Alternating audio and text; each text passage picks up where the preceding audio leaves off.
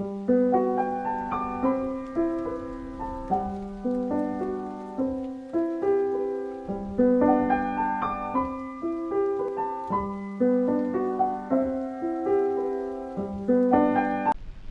everyone, I am Dr. Preeti, Assistant Professor in ECE department, and the subject that I am discussing is analog circuits with subject code KEC 402.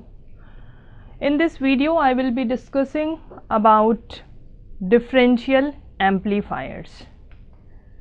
Differential amplifier is a type of electronic amplifier that amplifies the difference between two input signals by suppressing any voltage common between two inputs.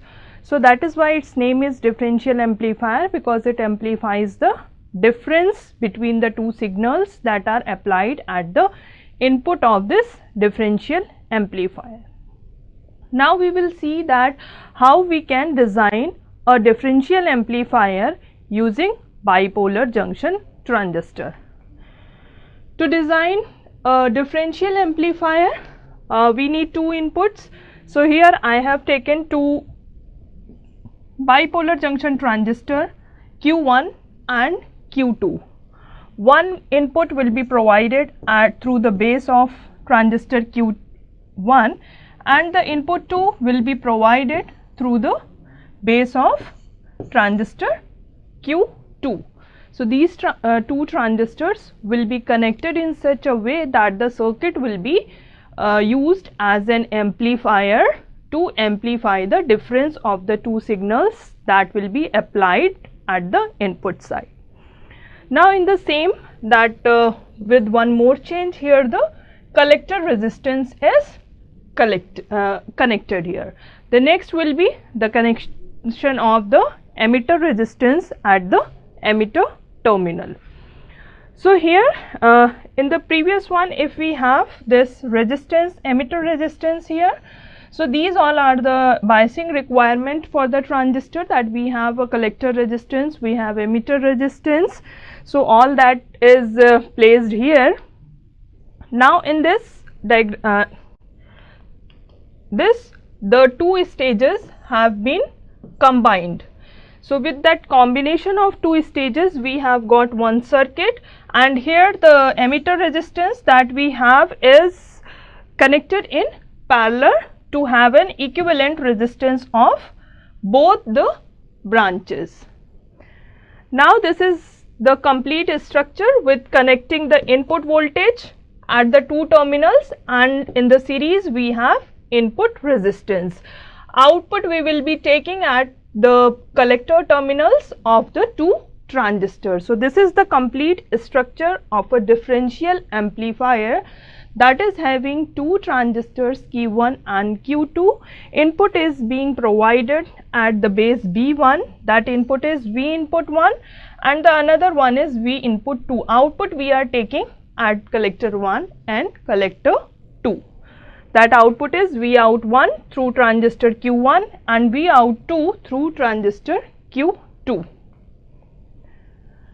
This diagram is just to show the flow of current in this circuit. As we all know that there will be flow of current in the base, in collector, emitter, similarly on the other side of the network. Now we will analyze this network and we will see that how it is amplifying the difference of the signals. The differential amplifier is classified based upon the input signals and the way we are taking the output from the circuit. Based upon this classification, we have four types of differential amplifier, that is dual input balanced output differential amplifier, dual input unbalanced output differential amplifier, then single input balanced output differential amplifier configuration, and the fourth one is single input unbalanced output differential amplifier configuration. So how this classification has been done? If we have two input signals, then we call it as dual input. And if we have only single input, the other input is not provided in the system, then it will be a single input configuration. Similarly, the other term, that is balanced and unbalanced, is named in terms of the output. If the output voltage is measured between the two collectors, it is called a balanced output configuration. If we are measuring output from only one of the collector, we have two transistors, so there we have two collectors, but we are measuring output at only one of the collector, that is at the collector of any one of the transistors out of the two transistors that are connected in differential amplifier configuration. So that is unbalanced output. So we have two types of input, dual and single input, two types of output, that is balanced output and unbalanced output. So combining these four, we have four types of differential amplifier that I will discuss all four one by one. The first one here, that is dual input balanced output differential amplifier.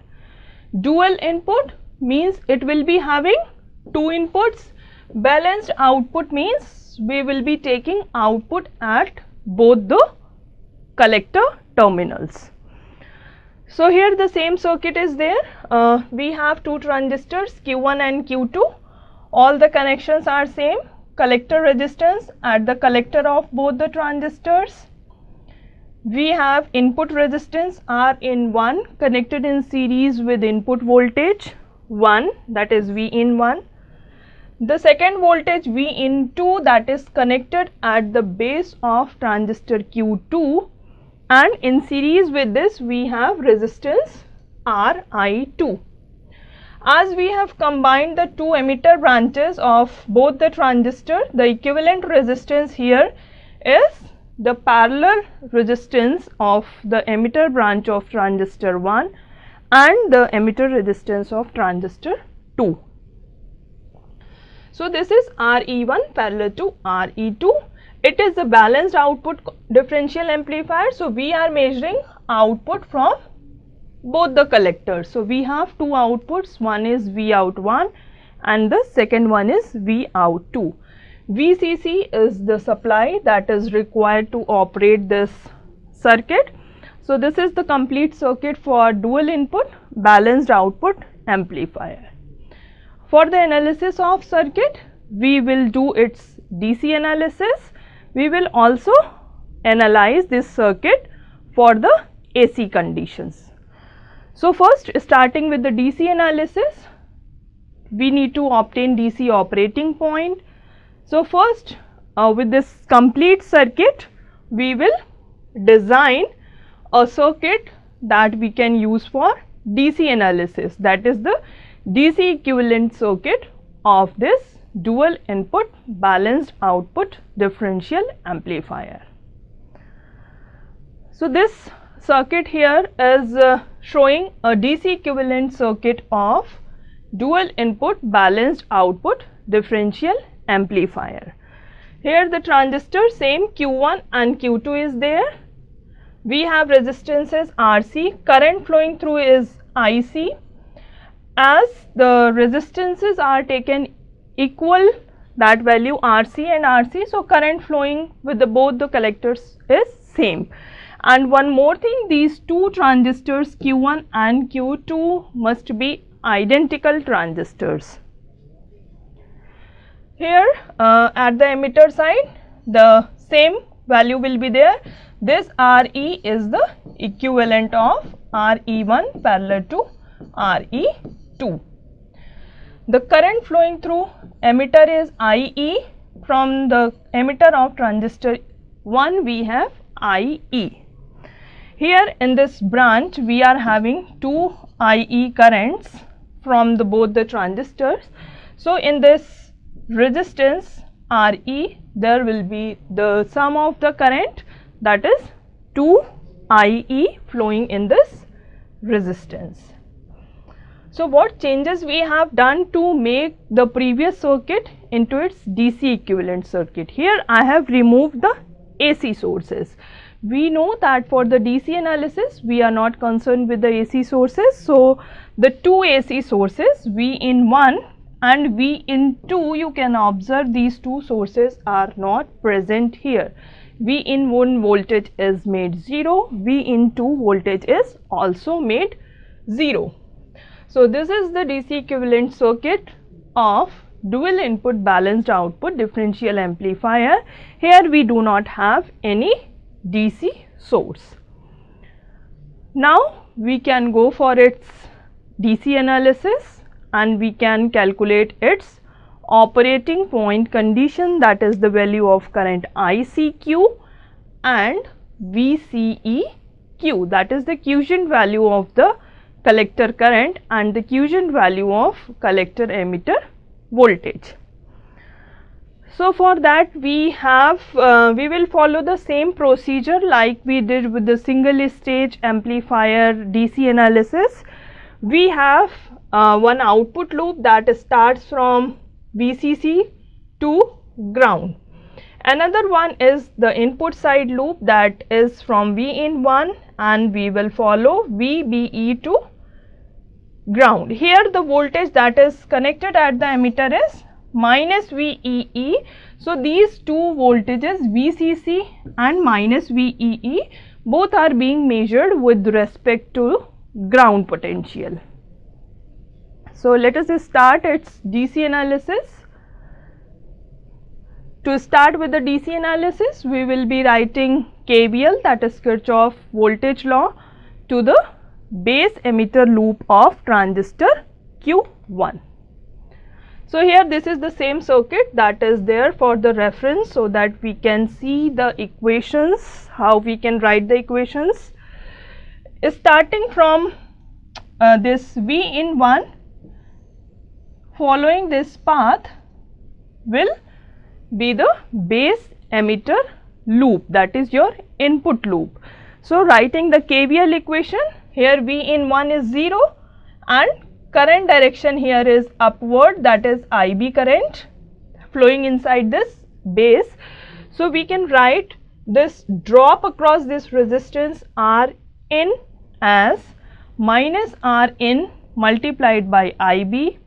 The next drop will be from base to emitter, that is minus VBE.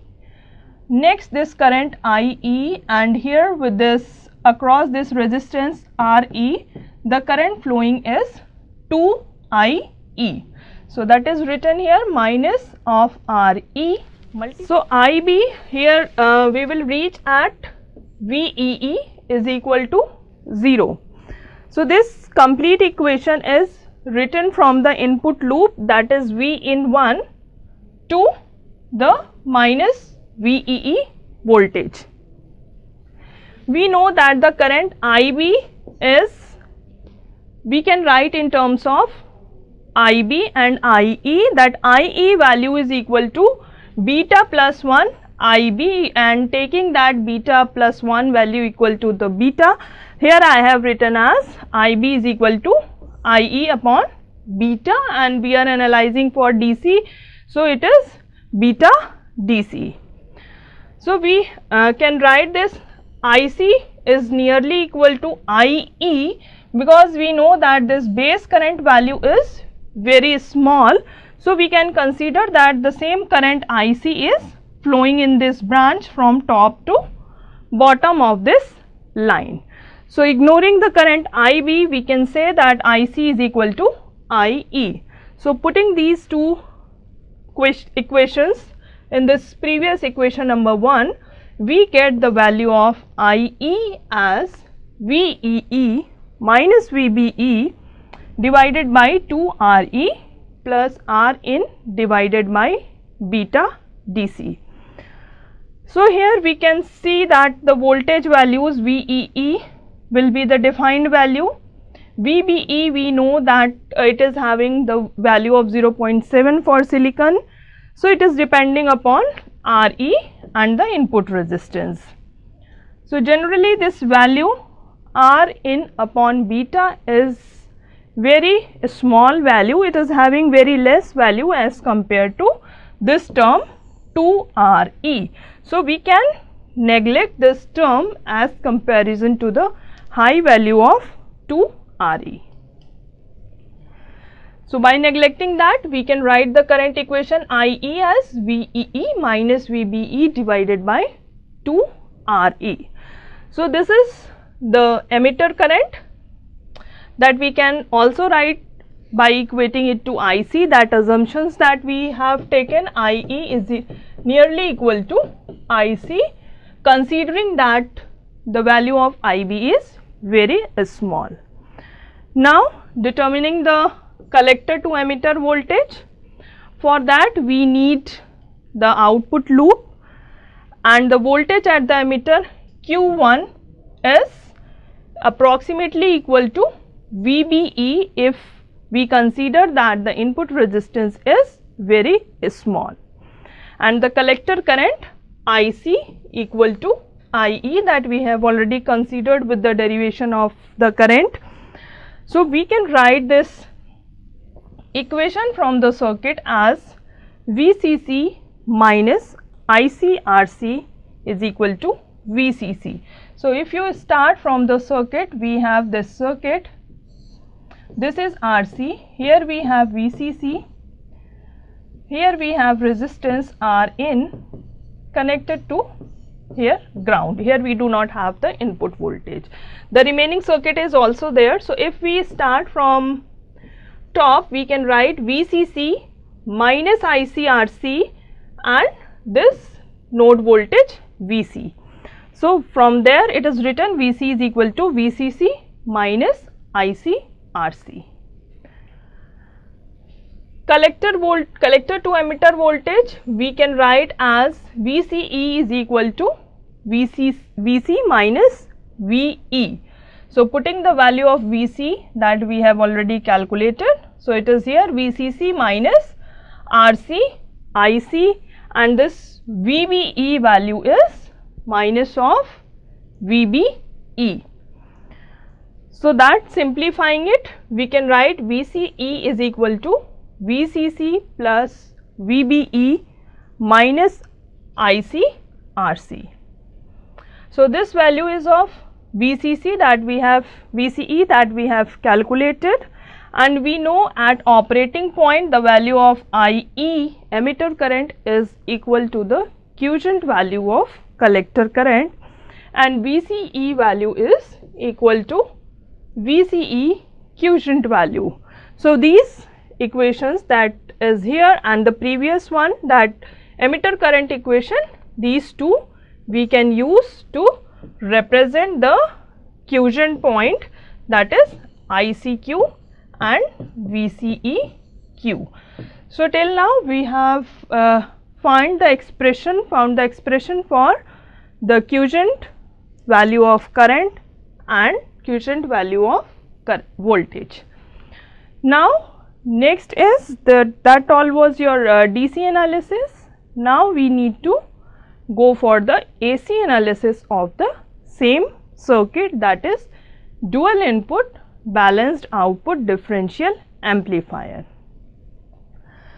So, here I have placed this T equivalent model of transistor that is not related to the topic, but that this circuit we need to make equivalent AC equivalent circuit of the differential amplifier. So, that is why I have placed here to have a view of this T equivalent model of transistor that we are going to use for the AC analysis of differential amplifier.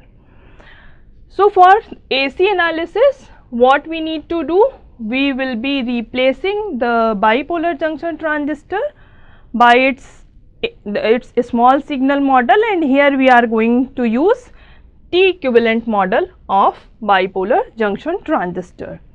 The T equivalent model of BJT consists of a current source, a resistance connected at the emitter branch, and we have the base node. The figure B is representing the same one in different orientation. So in this orientation we are going to use it in the circuit and we will design the small signal equivalent of the dual input balanced output differential amplifier. One more thing, with this AC analysis we need to set the DC voltages to 0. Like with the DC analysis we have set the AC voltages to 0. Here we are concerned with the AC analysis. So we will set the DC voltages to 0 and we will replace the transistor by its T equivalent model. So this is the AC equivalent circuit of the diagram of dual input balanced output that we have seen. So here at this point, this is the common point of the common emitter of the two branches. This is your base 1, this is base 2, this is collector 2 and collector 1. So as per the T equivalent model, this resistance RE and this current source IE2 is forming the T equivalent model of the transistor. Similarly, on the other side, this resistance RE and current IE1 are the part of AC equivalent model of bipolar junction transistor, that is transistor 1. Here is the collector terminal 1, here we have collector 2, base 2 and base 1. At the center, this is the common line that is defining the emitter, common emitter of the two branches of transistor 1 and transistor 2. Here at the base side, we have R in 1 resistance and voltage source V in 1. Similarly, at the other branch, we have resistance R in 2 and voltage source V in 2. Now here you can see that V in 1 and V in 2 are present. These are the AC sources, but the DC sources we have not considered here. The two DC sources, that is VCC and minus VEE. So that are not made here. The output voltage that we will be measuring is between the output, that collector terminals. So here will be the output terminal, output voltage between the two collectors. Here the sign of this voltage is taken plus and minus, because one voltage we need to consider with respect to other. So this plus and minus is showing that the voltage at the collector side 2, that transistor 2, is more positive as compared to the voltage as collector of transistor 1. So this is all the AC equivalent circuit. Here two loops are indicated, loop 1 and loop 2. These are for the analysis purpose, that AC analysis we need to write the same KVL and KCL equation, and we will be finding different parameters to define the functioning of this circuit. So here we have two loops, loop 1 and loop 2. So first we are going to write the KVL equation in the two loops. How we can write the KVL equation? Following with the same direction of this loop, we can start from this V in 1. So we can write here V in 1 minus IB1 multiplied by R in 1, moving in this direction. Then next we have a drop across this resistance RE, that we can write as RE multiplied by IE1. Next, moving in this direction of RE, we can write minus of RE multiplied by the current flowing through this line. So what will be the current? Here, from here we are having current IE1, here IE2. So it will be the sum of these two currents that are coming at this branch. So this is the sum of IE1 plus IE2. So this will be the complete equation of loop 1. Similarly, we can write another KVL equation in loop 2, and we can simplify the two equations to get the different parameter. Here we can start in the direction of current in this way. So first we will start from V into minus, here it will be plus because we are moving from plus to minus. So here also plus, no, that is correct, it is minus, moving from high voltage to lower voltage. The next we are starting from plus to minus, so V into minus IB2 R into minus RE multiplied by IE2, and similar this term will appear, that is the sum of the two currents multiplied by the resistance RE. So that we will use for the voltage gain calculation of this circuit.